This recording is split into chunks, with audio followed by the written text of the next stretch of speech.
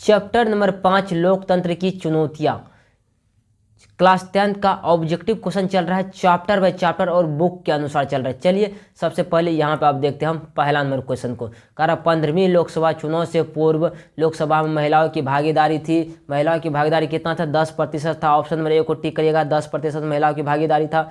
चलिए अब next number पे आते हैं। अब यहाँ इस क्वेश्चन को जरा से देखने का प्रयास करिए। कह रहा लोकतंत्र की सफलता के लिए कौन सी स्थिति सबसे आवश्यक है? ये जो है मजबूत जन्मजात आवश्यक है। ऑप्शन नंबर ए को टिक करिएगा, मजबूत जन्मजात आवश्यक है। ऑप्शन नंबर ए को टिक करिएगा। चलिए अगला नंबर क्वेश्चन जरा से देखने का प्रयास करिए। कहता है कि धर्म को राजनीतिक से अलग नहीं किया जा सकता, यह किसने कहा था? कह रहा धर्म को राजनीतिक से अलग नहीं किया जा सकता, यह किसने कहा था? ये कहा था महात्मा गांधी ने। ऑप्शन नंबर ए को टिक करिएगा, महात्मा गांधी ने कहा था। ऑप्शन नंबर ए को टिक कर दीजिएगा।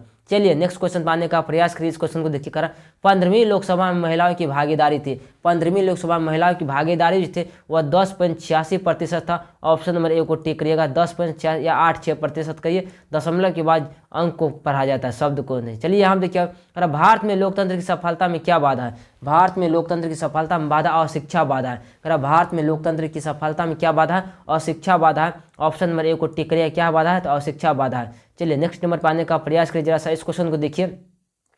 कहता है एन क्रमा कहाँ के राष्ट्रपति चुने गए? एन क्रमा जो है घाना का राष्ट्रपति चुना गया था। ऑप्शन नंबर सी को टिक करिएगा, एन क्रमा घाना का राष्ट्रपति चुना गया था। ऑप्शन नंबर ए को टिक करिएगा। चलिए अब नेक्स्ट नंबर पे आते हैं। कह रहा आंग सान की का संबंध किस देश से है? कह रहा आंग सान सू की का संबंध किस देश से है? ये जो म्यांमार से है। ऑप्शन नंबर बी को टिक करिएगा। किस देश से? तो म्यांमार से। ऑप्शन नंबर बी को टिक करिएगा। नेक्स्ट नंबर पर आने का प्रयास करते हैं। अब यहाँ देखिए। कर आज़ादी के समय से ही किस देश में सरकार का लोकतंत्र स्वरूप है? कर आज़ादी के समय से ही किस देश में सरकार का लोकतांत्रिक स्वरूप है? ये जो है नेपाल का है। नेपाल नहीं, देश भारत का है। ऑप्शन नंबर डी को टिक करिएगा, भारत का है।